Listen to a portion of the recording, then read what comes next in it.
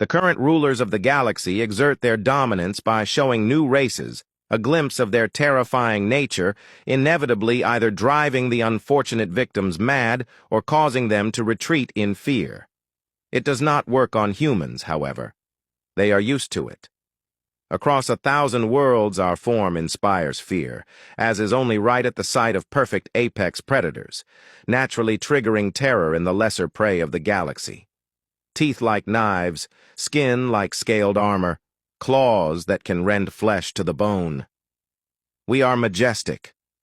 The species of most worlds bow down upon our arrival, their own instincts informing them that they have no chance to survive.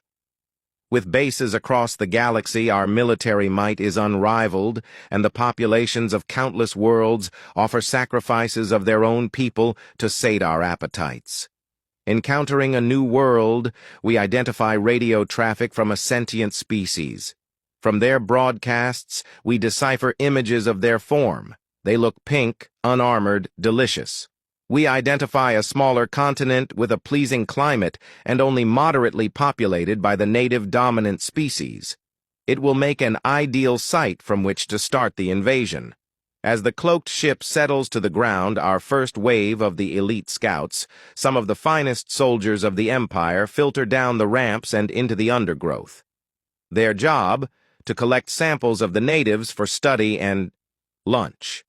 Live feeds from the retinal implants of the scouts cover one wall of the bridge.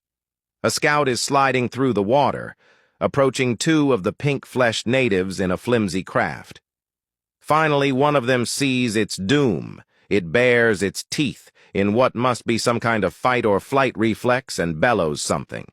The sound is fed into the translation matrix, but suddenly something unexpected, rather than fleeing or staying frozen, the native leaps upon the scout, wrapping its pink, fleshy arms around him.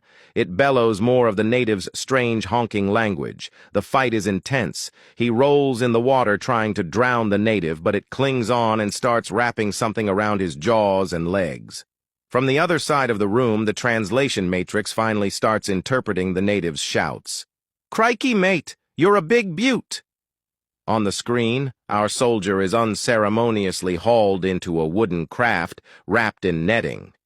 We see that the other native is holding some kind of lensed apparatus, possible some kind of weapon. The first has turned to it and is talking again. "Now, before we move it to a new habitat, we need to check if this is a boy or a girl. I think Pat should be the one to do the sexing. Now, crocs have what's called a cloaca, and..." As the native on the screen pulls on gloves, the bridge crew freeze into a rictus of horror.